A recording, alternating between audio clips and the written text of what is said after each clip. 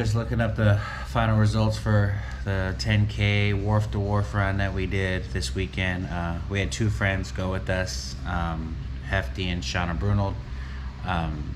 Shauna's ran this race every year with my wife for like the last 5 or 6 years, and I think she's been doing it with her mom for a few years more than that.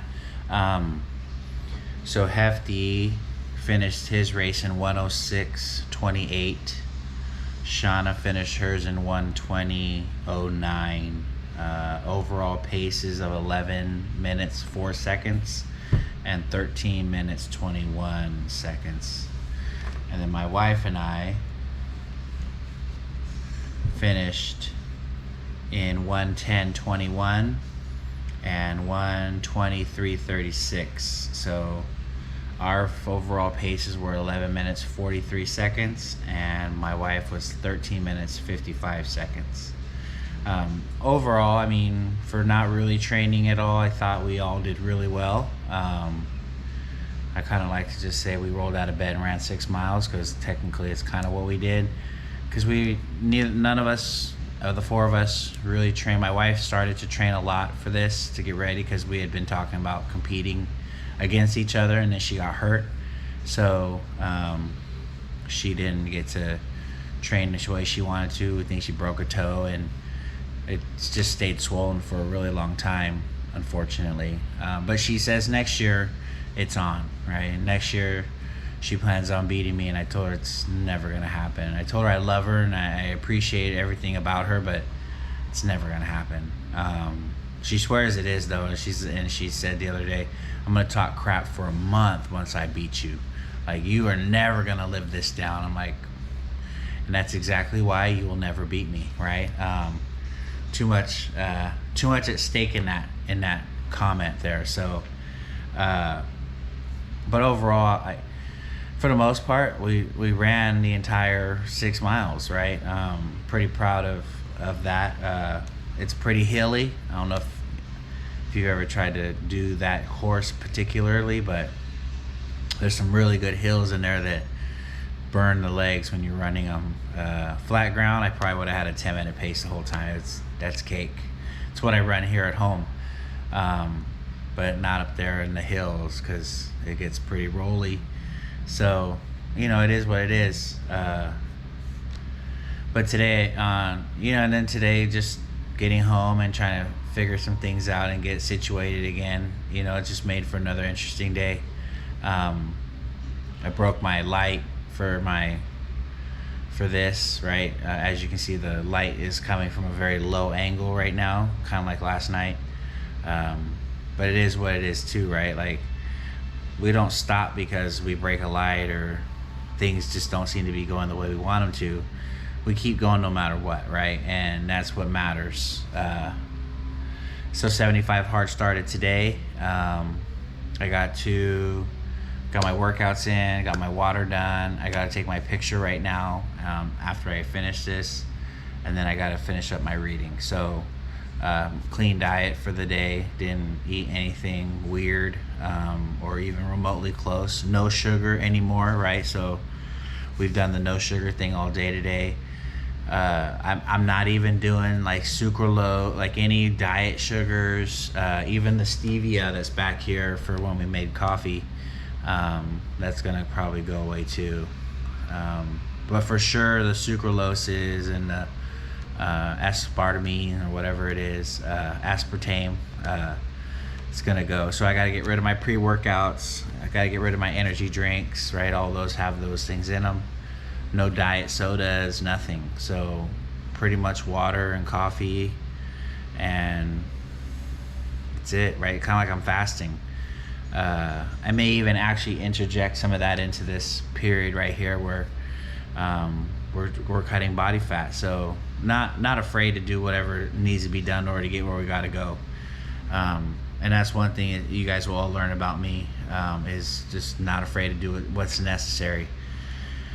So the question today I posed on Facebook was, what does in all areas mean, right?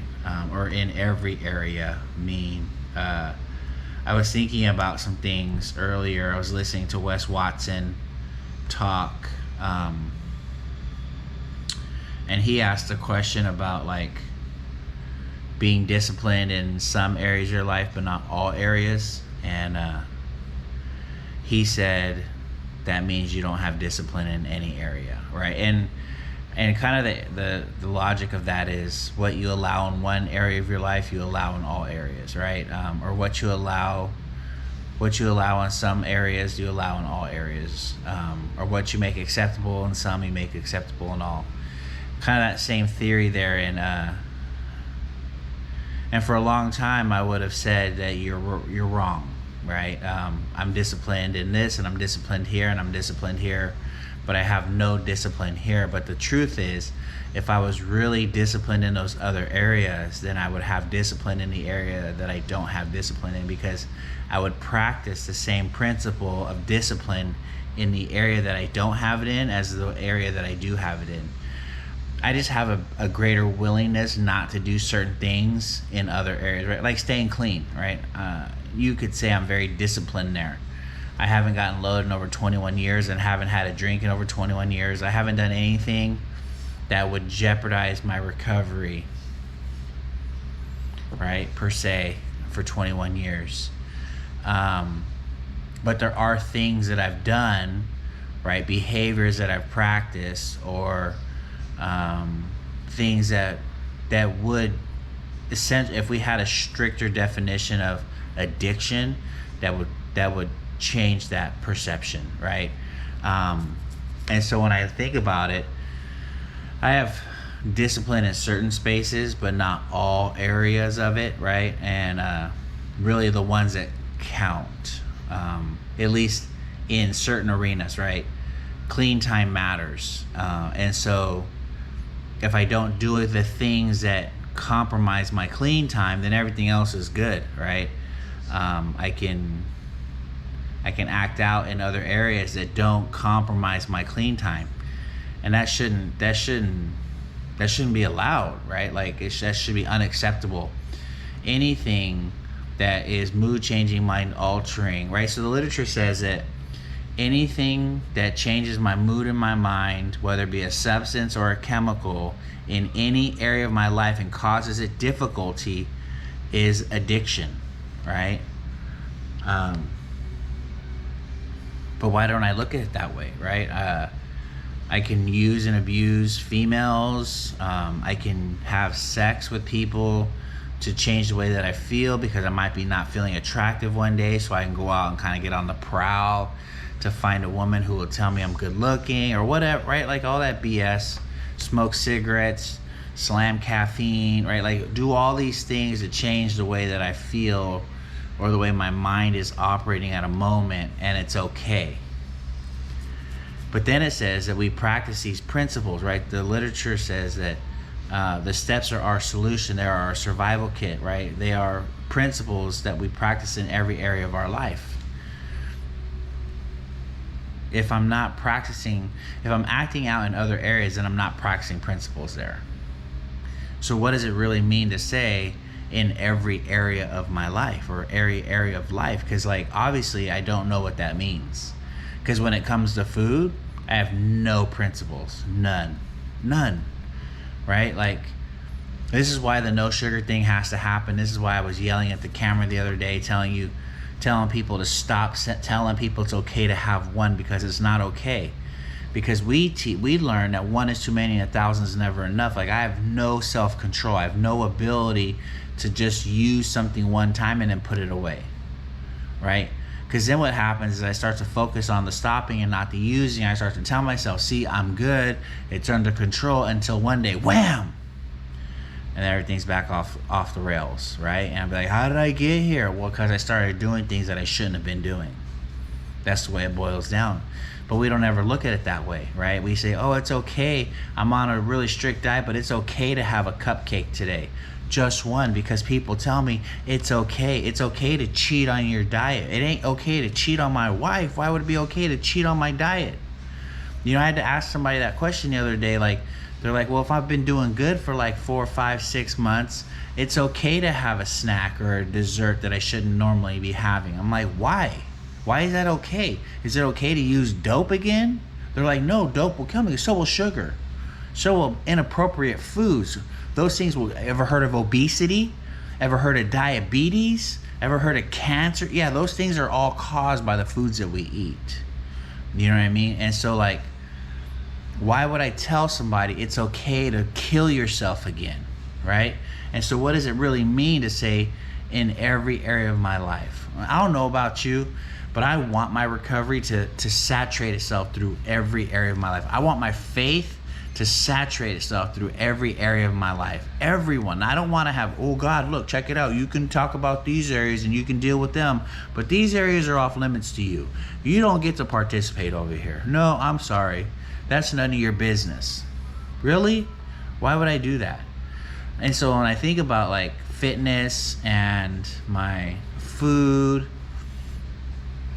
I'm not where I should be. Not even close, right? Honestly, in my recovery, I'm not even where I should be. I should be way further along than I actually am. I should be, right? In my health, or in my marriage, in my family, in my tidiness, right? And all these, when I start to really pay attention, and I start really thinking about who I am and the way that I live, and the things that I say to people, right? Because I speak a lot to people about getting their acts right, and getting their lives together. It's very simple to look at like the menial life and the life that has nothing, and look at the life that I have and be able to tell you, you need to get your act together. But when I look at people who were where I am at my age doing the things that I'm doing, I'm not where they are, right? But you know what I mean? So it's like there's this idea of like, and yeah, I'm sure there's some people who will be like, oh, you're being too hard. No, what I'm really am doing is trying to hold myself to a higher standard, right? And not settle for the limitations of my past or whatever is acceptable, whatever garbage I want to believe in that moment, to say it's okay not to excel, not to try to become better, not to try to become more, not to be unsatisfied. I don't want to be unsatisfied anymore. I want to be satisfied, but there's progress that I have to make in every area of my life in order to get there. Yes, some areas of my life are extremely good, and they are way better than when I showed up here, but they're nowhere near where they should be. Nowhere near, right? Like, there's a lot of work that can be done, and I have to remember that I have to do the work, because it's not about the end result. It's about the journey that I'm on in order to get there. See, I'm missing the whole fun, right? The whole excitement of becoming somebody new, becoming somebody better. I want every area of my life to be better. Every area. Not just the ones that I don't like, or not whatever BS I want to tell myself today. No. Negotiating with the weakness. No, not okay.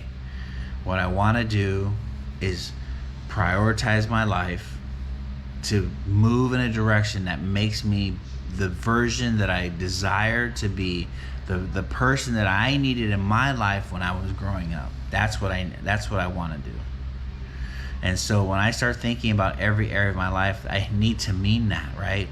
No area is untouchable. No area is without accountability. No area is without being assessed, and so somebody can speak into, so they can improve it. It was just like today. I'll share this and I'll be quiet.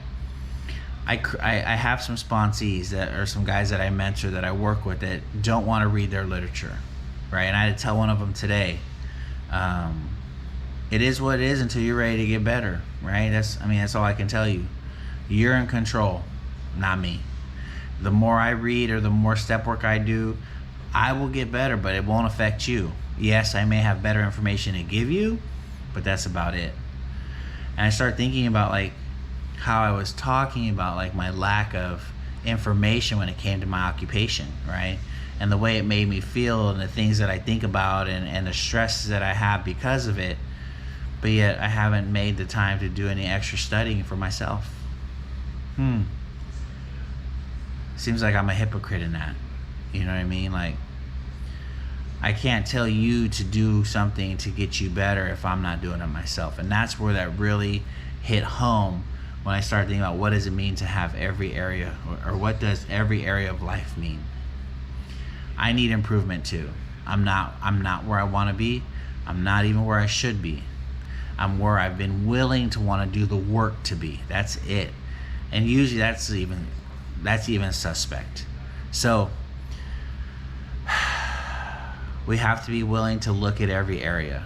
Don't ever say it's good, it's fine, just where it is, the way it is. It's not okay. We need to be working to get better every day. Every day. Every day, because we suffer from a disease that is progressive. And if we're not getting better, our disease is only getting stronger. So if anybody hasn't told you today they love you, know that God loves you, and so do I. I hope you have a great day, and God bless you.